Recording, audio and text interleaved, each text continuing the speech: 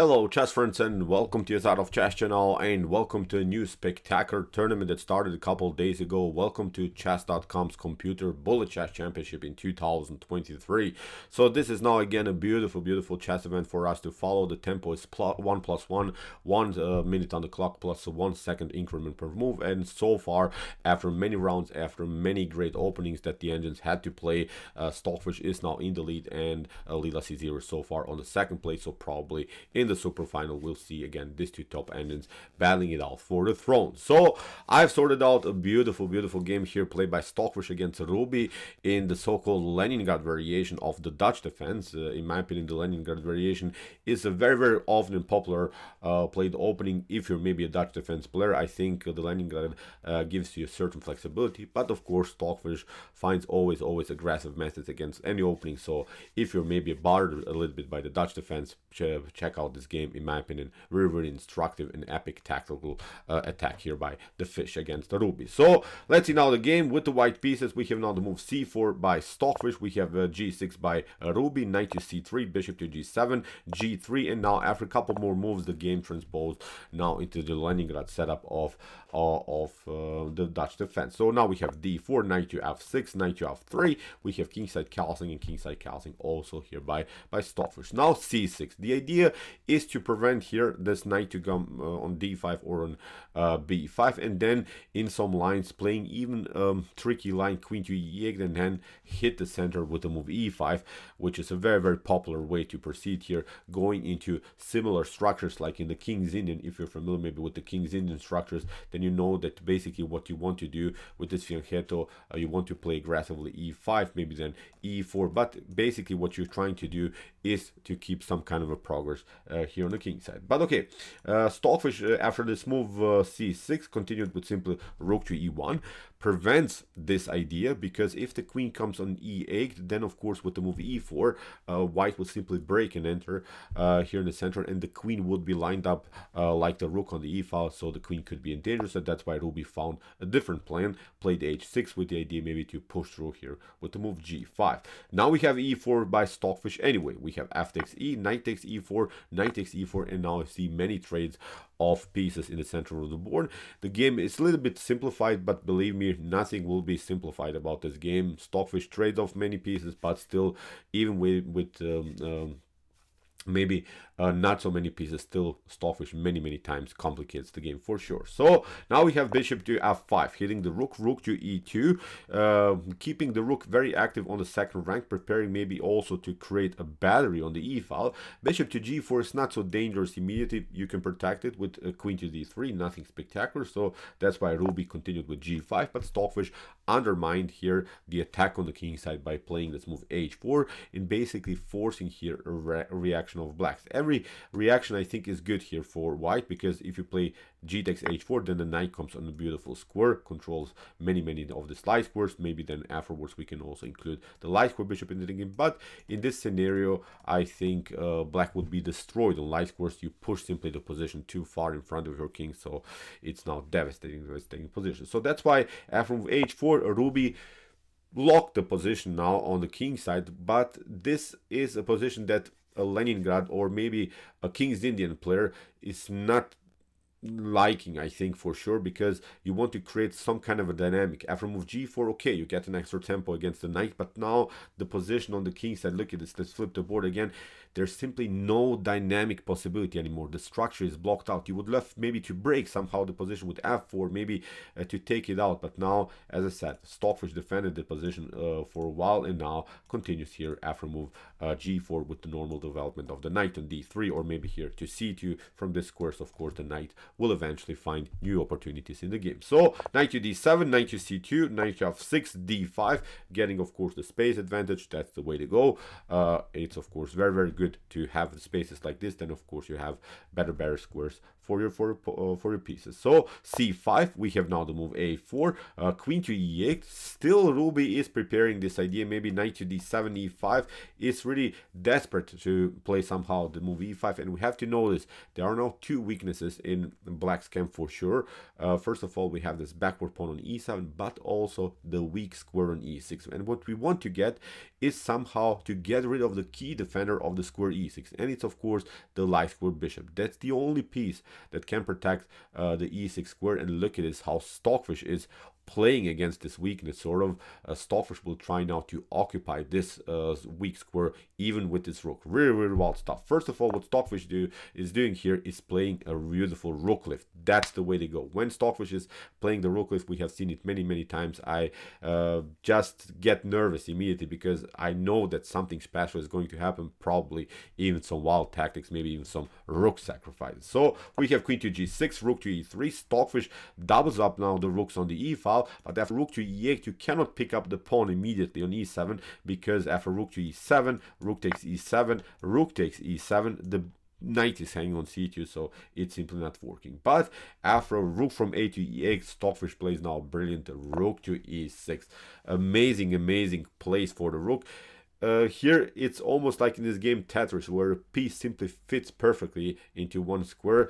What should we do? Let's see, for instance, you play something like here bishop to e6, then after something like rook to e6, still the position is controlled here by white, so you cannot improve your position of the backward pawn. But I think slowly but surely white is squeezing here black to the limits. Look at this, we play normal development. You have to play something like queen to f7 to get out of the range of the rook, but now again queen to e2 normal development, and you cannot even play something like knight to h5 because eventually you will lose here the pawn on h6. So although up the exchange, even in this scenario, black would be simply cramped here. Black would be really paralyzed by white's activity. So after move rook to e6, so far Ruby didn't go for this, didn't take out the rook now with the bishop on e6 here. So Ruby continued with queen to h7. Now we have knight to e1, rook to f7. Now Stockfish makes progress here on the queen side. We have now king to h8, and now after move b3, b6 by Ruby, and now an amazing move by Stockfish, a6, paralyzing even further the position. Look at this, everything is so static in black's position. You cannot move your pieces on any good squares. There are really not so many good possibilities. Even if you liberate somehow the long diagonal for the dark square bishop, the dark square bishop is not targeting into anything, and you don't want to have such an activity of your bishop like this, that it's simply aiming into air. So I think every piece of black is simply messed up, and in the game now Ruby finally took now this annoying, really frustrating rook here on e6. But now after move d takes e6, the position is now exploding in the center of the board, and now this long diagonal gets liberated. Notice that the bishop on g2 is of course hitting the square a8, which gives now here a black a tough time to protect now the pawn on a7. And that's now the whole concept, that's now the whole strategy that Stockfish is building his game on, because Stockfish is now trying to reroute somehow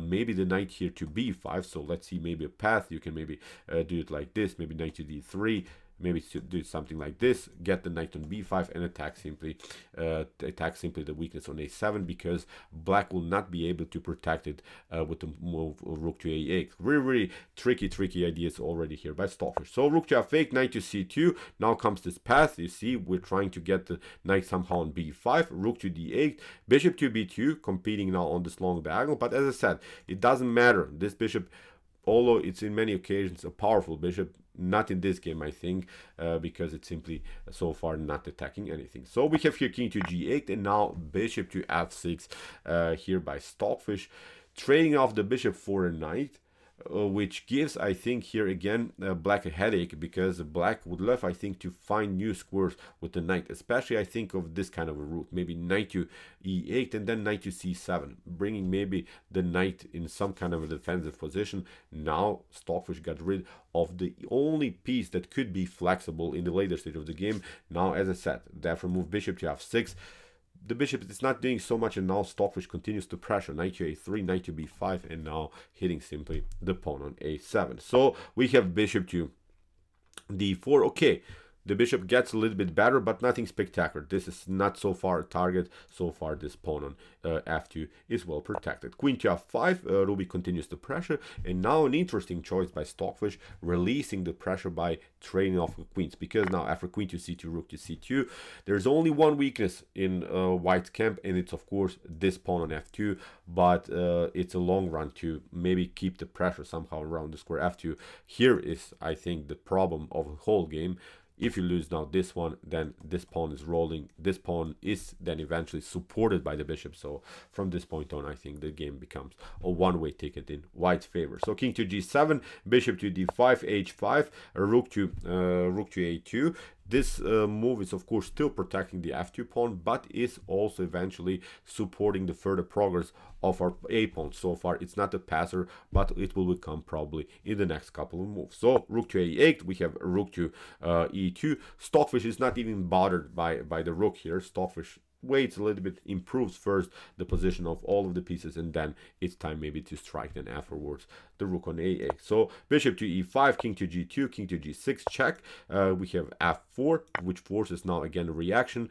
G takes f3, bishop to f3. You cannot take the pawn here on e6, because then you get really a fork here on c7, and then you lose decisive material. So far Ruby cannot play this. It plays now rook from a to b8. We have bishop to d5, again protecting the pawn on e6. We have bishop to d4. If you play something like rook to g8, this is of course again a threat, but nothing spectacular. We'll play first a check, you have to step back, and again the g file is locked, so it's not working. Then maybe we can also use this square, again maybe this one, knight to a7, knight to c6. So many tactical opportunities, but I think only in White's position here. So after move bishop to d5, Ruby played bishop to d4, king to h3. We have rook to g8, rook to e1, bishop to e5, again this idea, and now finally Stockfish took this annoying pawn on a7, and now this is a passer which is basically unstoppable. So we have rook to a8, bishop takes a8, the rook takes a8, and now comes this one, knight to c6. We have king to f6. If you for instance take rook to a6, this wouldn't be good, because then you lose this one, and then again we would eventually play knight to d5. We would push the pawn on e7, and this pawn would be then supported in some lines. I think there is a clear promotion. We can even maybe use the f file attack. We can also create here passer by playing the move g4, so we would create passers in the center of the board, but also on the king side, so the position defensively would be really stretched for black. So black couldn't, I think, defend on both sides, so that's why so far it's not worth for black here to take out the pawn. So knight to c6, king to f6, we have a7. This becomes really annoying passer. Now we have finally king takes e6, but now rook to e2. Stockfish goes behind and is hoping now finally to have the fully support of the best pawn on the board. So king to f7. If you play something like king to d7 here, maybe attacking the knight, then we'll simply takes, and now even after this one, rook to e5, you can maybe finally take out this pawn. But as we said, when we take out maybe this pawn on h5, we have now two connected passers, and these passers are winning the game. You cannot even push the pawn maybe immediately here to e6 or something, because you're also lined up on the 7th rank. So there are many combinations, there are many variations, but in any, I think, line White is winning here the game for sure. So after rook to e2, so you see Ruby didn't know what to do, just played around with the king. Now Stockfish gets the king into the game. We have d5, rook to b6, bishop to d6. Now Stockfish gets even more active with the rook, and now after move d4, this king is getting closer to the action, is of course stopping the potential progress of this pawn on the d file. d3, king gets closer, bishop to g3. A nice deflection idea here by Ruby, but it doesn't matter. Stockfish is not falling for this. Stockfish goes now for the exchange, and after rook to a7, you have to now give up this rook, and after knight to a7, this is basically game over. Okay, in this computer chess championships, the engines have to battle till the end, so that's why Ruby tried it here. Stockfish grabbed now this pawn, gets of course the king much closer, delivered a check. After a couple more moves, improved simply the pieces, and now gets of course the the knight into the game. We have king to g4 check.